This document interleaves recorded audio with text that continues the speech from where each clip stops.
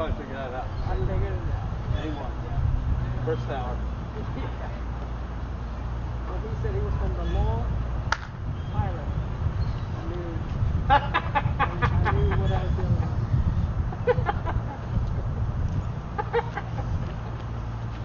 Alright, we're just talking about you. No wonder you were cackling. I told him how you introduced yourself to That's right. She said, as soon as you said long, you said, okay, I get it. Yeah, all right. He didn't want to use my pointer. He didn't? No, he didn't say no. Keep it in the pocket. Okay. So I said, all right. Alley Rocket, how you doing? You all right? Well, thank you. We're at the heads up, guys. Well, all right, Dana.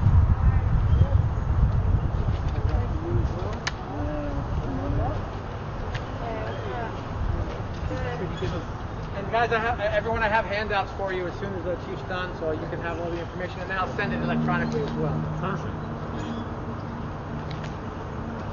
Okay. All right. There's a body missing behind this camera, so we'll wait. Oh yeah, that's Chris. Chris, Yeah. you all set? Thank you, Chief.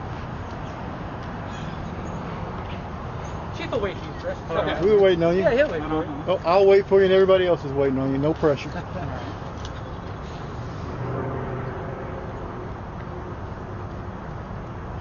Chief, you can take your mask off. I will whenever you guys say Okay. you're ready to go. All right. Whenever you're ready. Good, yep. Okay. Good afternoon, Chief Gerald Smith, Richmond Police Department.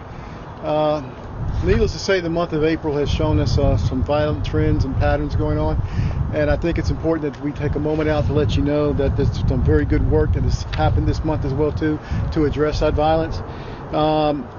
There have been 8 tragic deaths this month from gun violence.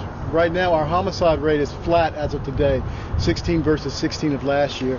I don't think that we can consider that a victory or a trend that we want. We wanted to go in the other way. The ultimate goal would be to have no homicides or no deaths at all in Richmond. We've had also 11 other shootings from this violence that has ticked up as well. Right now, detectives with the Richmond Police Department has done some outstanding work to help address these issues. 4 arrests and charges in 4 recent homicides have taken place already. So for the 8 this month, we've arrested 4 people for that, or charged 4. 9 arrests have been made and charged with the recent shooting investigations that we have seen. The success of this investigation, like I said before, really goes to all the hard-working men and women of the Richmond Police Department, specifically the detectives in our major crimes unit. They have gone without a lot of sleep this month so far, but they have really done some great work in helping to close these cases and also provide some measure of relief to families who were asking a lot of questions about what happened to their loved ones as well. The supervisors also deserve it's a key in that success as well. I don't want to leave them out, and when I'm thanking everybody for the hard work that they're doing here. We are still asking for public assistance.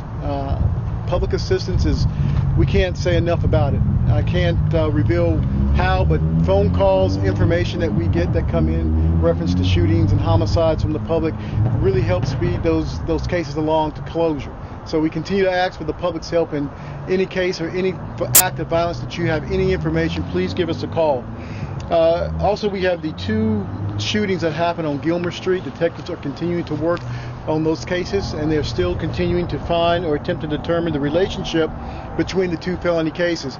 We want to keep those cases out front, and we'll continue to ask that if anyone has any information to call Detective Celine, 804-814-7123. That is 814-7123, and Detective Higgins at 804-646-7570. That's 646-7570. So at this time, I'll take any questions that you may have. Chief, could you expand just a little bit more on the 2 separate Gilmer Street fatal shootings? Is it known at this point that they were possibly connected? There is a theory behind that, but I can't say that that's really fact right now. It's very close. And I am still skirting around that, as you can hear, because the investigation is active right now. Detectives are doing some very good work. I don't want to say anything that would interfere with that investigation. So it's there are some very strong ties they're looking into and vetting out at this time. Yes, sir. 4 arrests were made, you said, in some of the most recent shootings. Tell me about the work that went into making those arrests. How much time do you have? I mean,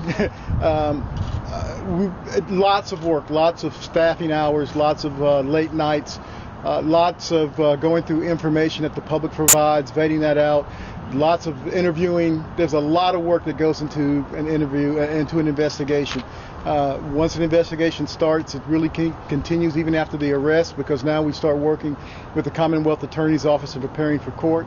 So it takes a lot, and I really couldn't do it justice, or I haven't done it justice just from the tree topic description that I've given you today. It's a lot of work, but we can say thank you to the detectives and the men and women of the Richmond Police Department who have put that work in to actually lead to these arrests.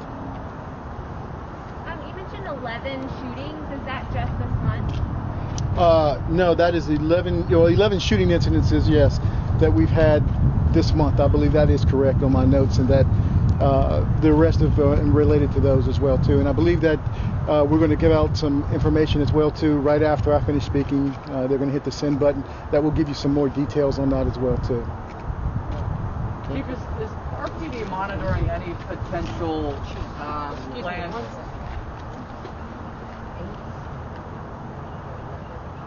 Okay, thank you. Yeah, I think that. Okay, thank you. Sorry about that. I'm sorry. Go ahead. No, sorry. Is RPD potentially monitoring any protests tonight? I had noted on Twitter 2 nights ago, we saw that some people were out and about. Police were making their way downtown. But is that something that RPD is looking at right now? Yeah, we're looking at for any potential protest demonstrations that could happen probably throughout the summer. It's going to be a very interesting summer. We have the trial that is going on, taking place in Minnesota. We have a lot of other things going around in the country that could spark potential protests as well. So yeah, we continuously will. Tonight we're looking, tomorrow night, and every night we'll be looking for any kind of protest that will possibly come up.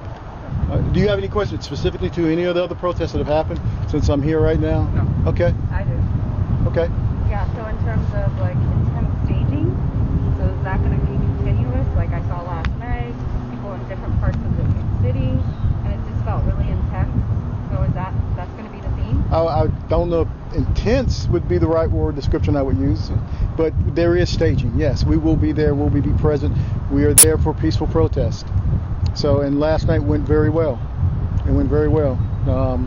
We had a group, I believe Black Lives Matter, RBA, was at the Circle, and they had a very, very good meeting. So, no incidents at all to report.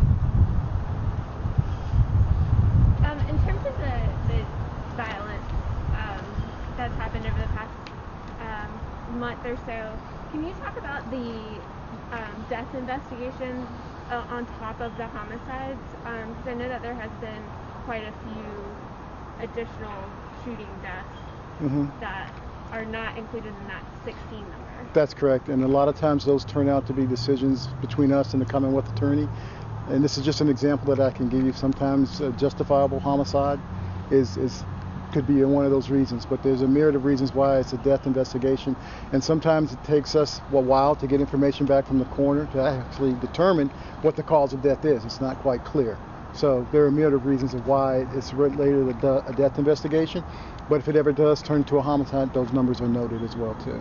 Okay? And can you talk about the number of victims who are on the younger side? There's been 4 youth under the age of 18 who've died this year. That's on top of 10 that were killed last year, which is more than any year I can remember. Can you talk about? Yeah, briefly before some of you guys we were talking, and we need to find ways to connect with our youth. Over a year that our youth have been stuck in the house. They've been away from their extended families, their friends, their schoolmates, their teachers, their role models, their mentors, their coaches, and they're just restless. And we need to find some way to connect with them more than anything else. COVID is having a huge effect on our society and our culture. And I think we just need to take a time to come up with some of that good old American ingenuity and figure out a way to actually reach our youth. We've got some ideas in the pipe that we hope to be presenting to you soon, but we can't do it by ourselves. It takes everyone to actually jump in there, offer ideas, resources. And I believe a lot of people are. To be blunt with you, we have to stop fearing COVID and just work around it and figure out a way to connect. I believe that would help us all out. Chief, is the public in any kind of danger given the number of outstanding arrests? Danger because of the arrest, or? Because of outstanding arrests, people who have not yet been arrested. Oh, no, not at this time, but we do have a very good relationship with a lot of our partners in law enforcement, and we're still looking for those outstanding arrests and warrants. There are a lot of warrants and things that we have to just go after and put people in jail for and serve and execute. So, does that answer your question? Yes, sir. Coming up close to a year since you've been with Richmond Police, tell me about what it's like been working in the city and what positive changes that you've made since the rise. I think that's the positive changes. I could go through quite a few things, and I've been on some calls and I've actually given those things out, and I think that would be good for another time, another interview. The one thing I've told a lot of people about Richmond is that I'm kind of tired of meeting Richmond via a virtual call. Really excited I'd come out and talk to you guys. We're in public. It's just a different conversation when you actually have an opportunity to either share a meal with somebody or see somebody and look them directly in their eyes and not over a computer screen.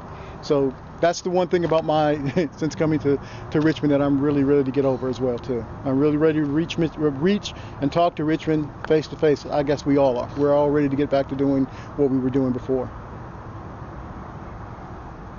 I appreciate you all coming out. Yeah, okay. Make sure I gave those numbers out correct. There are 8 tragic deaths and 11 shooting incidents. Okay?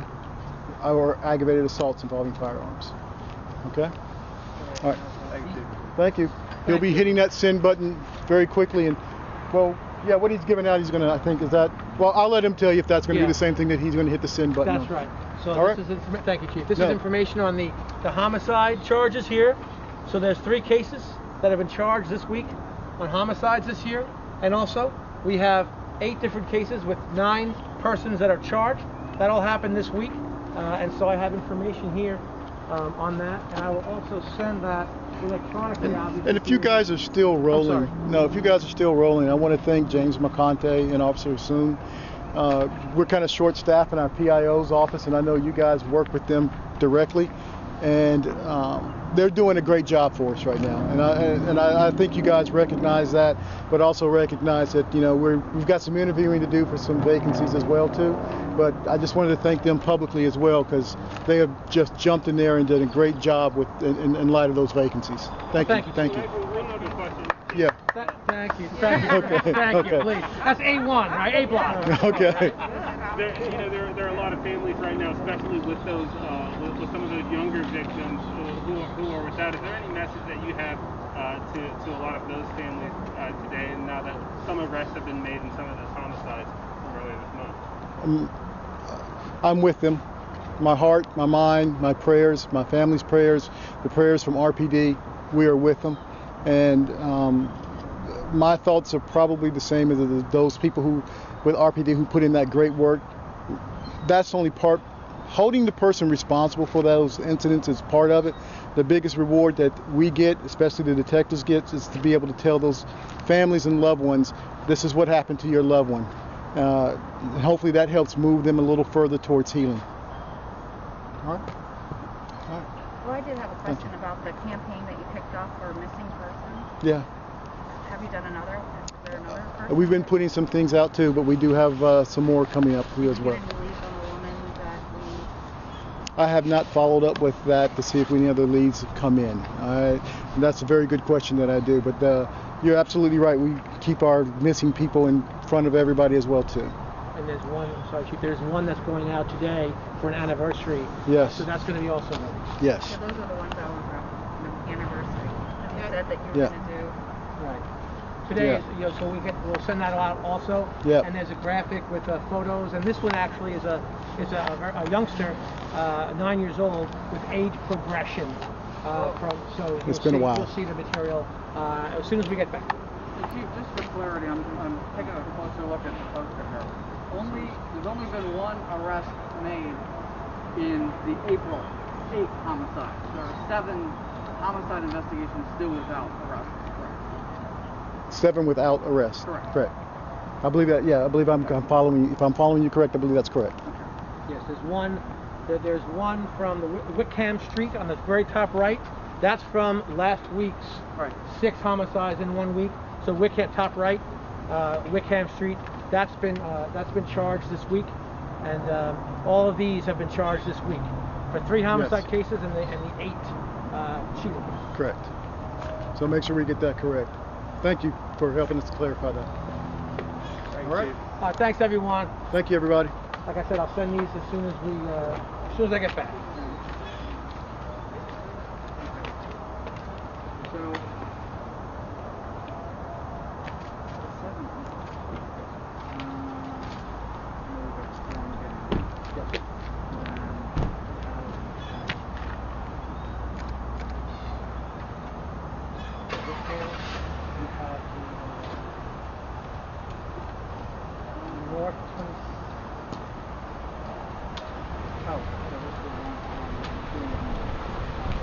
Acton. North 26th Street. Don't hold me to that. Because I might be thinking of this one here. That's North 25th Street.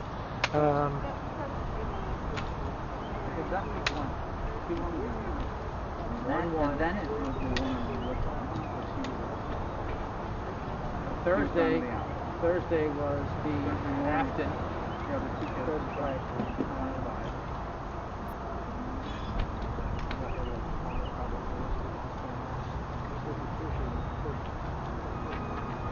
I was just thinking of her too when I said it too, but I just did nothing like this.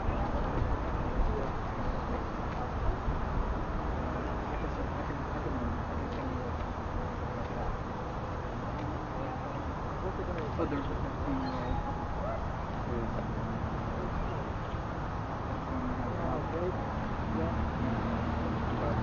That's Afton. The other one I'm thinking of was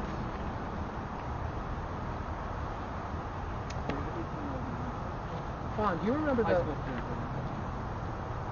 Can you recall the step investigations from last week, the 6? The 7. You got 1 arrest for 8. Yes. Oh, yes. Allie, are you good? Did you have any? I have a few questions. Okay. Okay, I'm just afraid to follow up. So I noticed that I'm just trying to get it's getting updated, but remember chronological. releases that usually weren't getting added to the website. Is that So, two different questions. One, we had, it should be there now, because the guy was missing from I he knew was out of it town. got updated or like sometime in the middle of the week, and I noticed that there's no changes. So I figured that out. Right, so Sunday he Sunday and Monday. he